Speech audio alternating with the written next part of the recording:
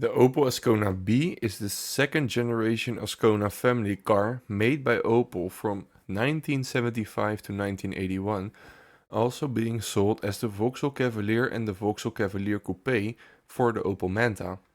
It was a rear-wheel drive, mid-size saloon shared mechanically with the contemporary Manta B Coupe and sold in 2 and 4-door sedan bodies with no official caravan or estate for the Ascona B being available.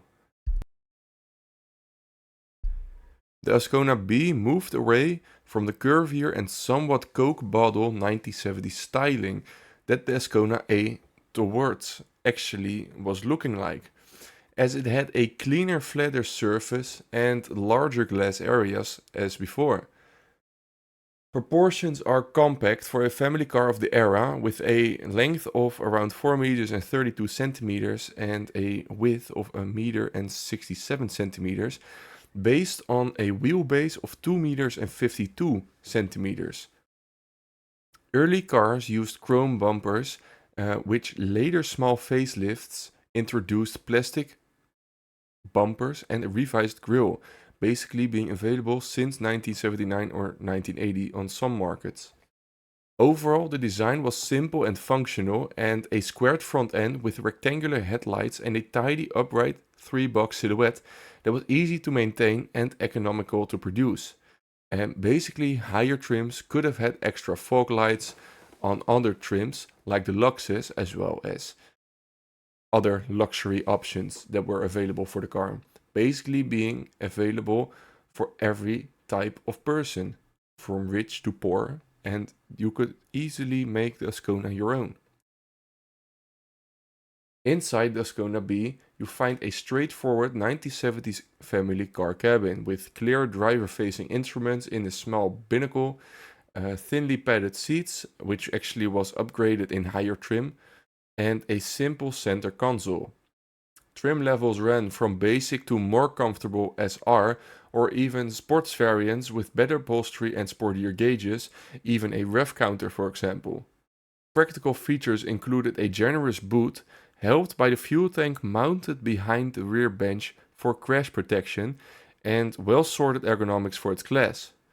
Some later Asconas offered laminated safety glass, an updated carburetor or injection on certain models in the 2-liter E for example, and for the first time in the B generation, a small diesel engine aimed at taxi and economy buyers became available.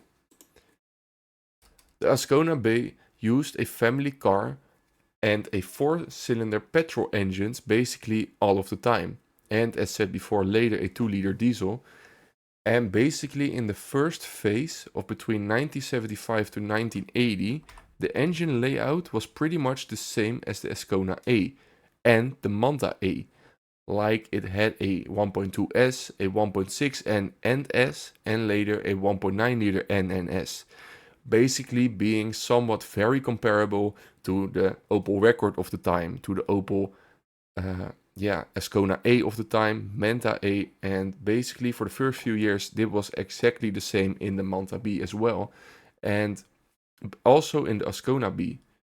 This was replaced by, for example, a later 1.3 and 2-liter engines, exactly like in the Manta B, which if you haven't seen already, I have a video about that on my channel as well. Also very interesting, and basically, like the Vauxhall Cavalier Coupe, this was just the coupe version of the Opel Ascona B.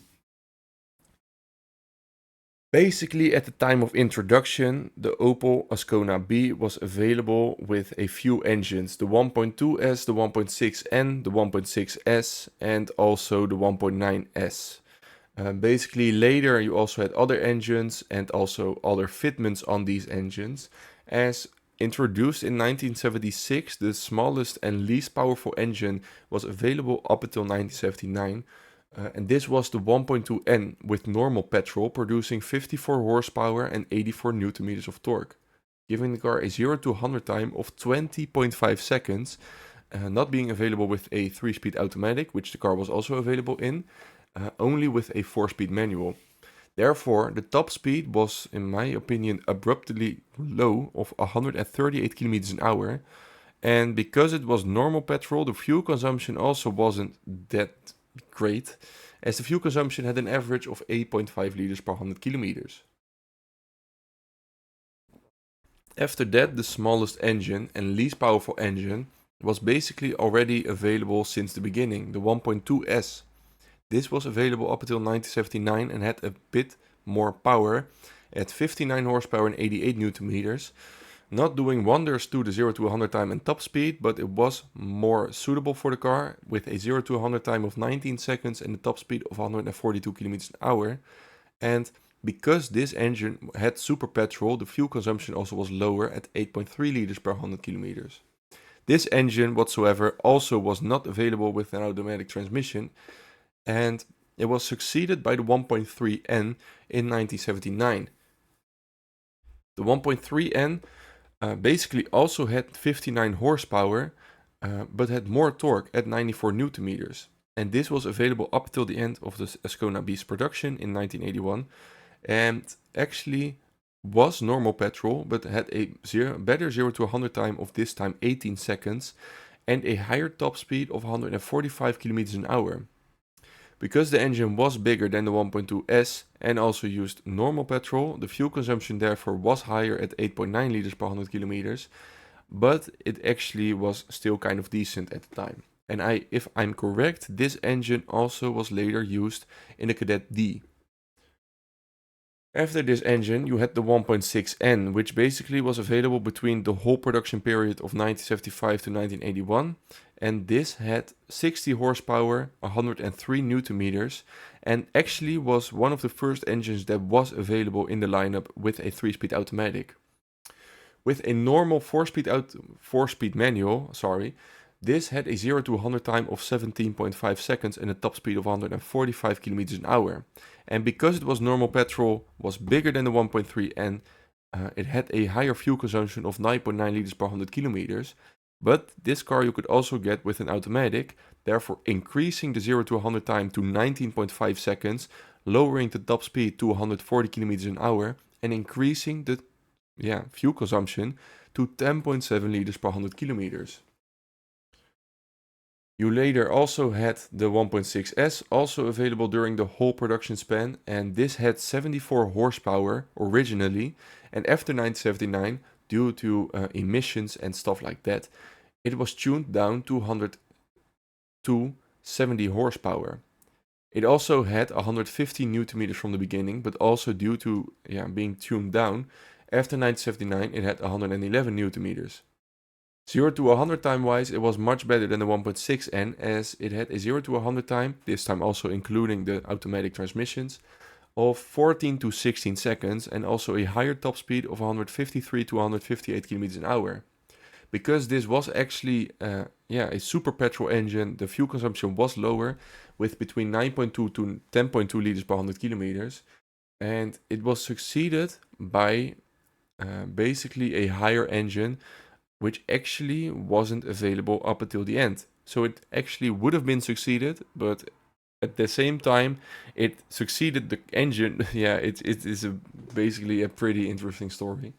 The 1.9N was introduced a year after the 1.6S, and this basically got the Ascona B in a more normal petrol market, basically being suited more towards normal petrol users.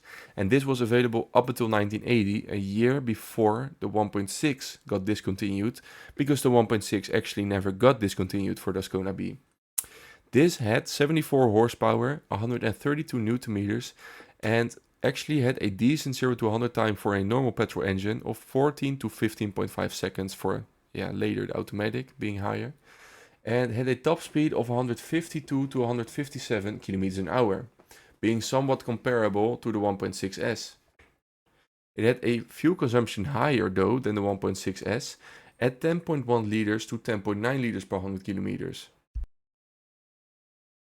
Of this engine, you also had the 1.9S, which actually was available since 1975, a year prior, the 1.9N, and this had 89 horsepower, 147 newton meters of torque, giving the car a 0 to 100 time, actually one of the best 0 to 100 times of this list, of 11.5 to 12.5 seconds, and a top speed of 162 to 167 kilometers an hour. all while actually having a comparable fuel consumption to the 1.6S of 9.4 to 10.4 liters per 100 kilometers. Basically, after 1979, more engines got introduced, actually most of the time also succeeding the 1.9 engines, as in 1979 the 2.0N got introduced, basically succeeding the 1.9N, as this as this had 89 horsepower, a much more power than the 1.9N, and 142 newton meters of torque, giving the car better 0 to 100 time of 11.5 to 13 seconds, also a higher top speed of 162 to 167 kilometers an hour, and actually being more fuel efficient than the 1.9N at 9.4 to 10.4 liters per 100 kilometers. Of this engine, you also had the 2.0S. I actually believe this engine also was available throughout Opel itself, as this engine also was available in the Opel Record E, E1 to be specific, and it was also available in that. But in the Ascona, it was available between 1977 to 1981, basically being available earlier than the 2.0N, but being available up until the very end of the Ascona B. This engine had 99 horsepower, 153 newton meters of torque, giving the car a better 0 to 100 time of 11 to 12.5 seconds, and a top speed finally succeeding the 100 kilometers and 70 kilometers an hour mark. At this time, having a top speed of 170 to 175 kilometers an hour, actually while being somewhat comparable with a fuel consumption than the 2.0N at 9.4 to 10.4 liters. As said before, you also had a fuel-injected engine, this time being the 2-liter E, and this had the most power an Opel Ascona could be fitted with, 109 horsepower and 159 newton meters of torque, giving the car a 0 to 100 time in 10 to 11.5 seconds, and also at that point very high top speed of 177 to 182 kilometers an hour. Fuel consumption wise, because it was fuel injected, it was also much better than other cars, rated at 9.3 to 9.8 liters per 100 kilometers. And basically the top of the line engine would be a 2.4 liter for the Opel Ascona 400, but those were only made for around 400 units, so it was very rare. You also had the 2-liter diesel as the only engine available for the diesels, and this was available since 1978. I could not find a specific end date for this engine. It could be 1979 or 1980 or even the end of the Ascona B in 1981. But this engine had 59 horsepower, 115 newton meters, and was actually available with a 3-speed automatic, making the engine just even slower, as the 0 to 100 time with a 4-speed manual already was 21 seconds, but with a 3-speed automatic this was even lower, as a 0 to 100 time was 24.5 seconds. The top speed also was actually very low, of 137 kilometers an hour for the 4-speed manual and 132 kilometers an hour for the 3-speed automatic, but the fuel consumption was much lower than with petrol engines, as the fuel consumption was between 8.1 to 8.8 liters per 100 kilometers.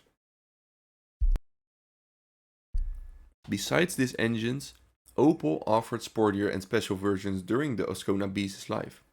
For example, the Ascona SR with sport trims, sporty equipment and a higher compression S engines, but also the Ascona 400 as said before, with basically being a road homologation special, basically made out of a rally car.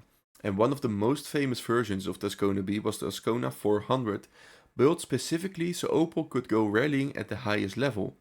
To compete in the World Rally Championship, car makers had to sell a small batch of road-going versions of their competition car, and Opel therefore created about 400 cars between 1979 and 1981, hence the 400 name. The Ascona 400 used a special 2.4 liter 4-cylinder engine based on Opel's cabin head block, but heavily modified with the help of Cosworth.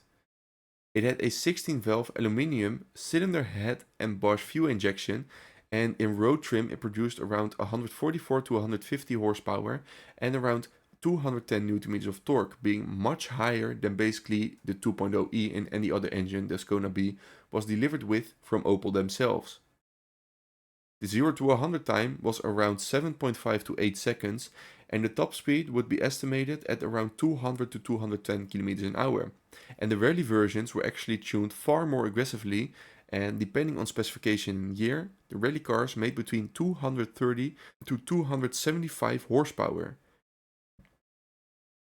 Another sporty model was the Ascona i2000, built from 1979 in cooperation with Irmscher Automobilbau. It could be optionally equipped with a dual carburetor system for an additional charge, and basically this increased the power from 100 horsepower to 120 horsepower, basically being a very big increase in power. The model was based on the 2-liter SR, had ventilated disc brakes at the front, and was delivered exclusively in yellow or white. Total production of the Ascona B was over 1.2 million cars, and the Ascona B was produced from 1975 to 1981 and helped Opel cement a strong position in the family car market across Europe, basically being a bigger brother of the Opel Kadett. It also formed the base for the Vauxhall Cavalier Mark I in the UK, which used the same basic underpinnings and was produced also in Antwerp. And the Ascona B competed with other European family cars of the late 1970s, notable for the Ford Taunus and the Cortina in some other markets, as well as the Volkswagen Passat. And also definitely a lot of other different mid-sized continental models. And predecessor and successor wise, it was pretty straightforward for this car, as the predecessor was the Opel Ascona A, produced from 970 to 975, basically being the first generation, and the successor was the Opel Ascona C, which we will talk about soon, basically having front-wheel drive and being introduced in 1981, available up until 1988. This Ascona line moved to more modern front-wheel drive architecture from the C generation, reflecting industry trends. Thank you for watching this video. In order to be able to upload more videos in the future, please consider becoming a member of my channel or sending a super thanks on this video. Also, don't forget to like and subscribe for more, and don't forget to check out this playlist with many interesting videos covering various parts of the automotive industry, and I will see you in the next video.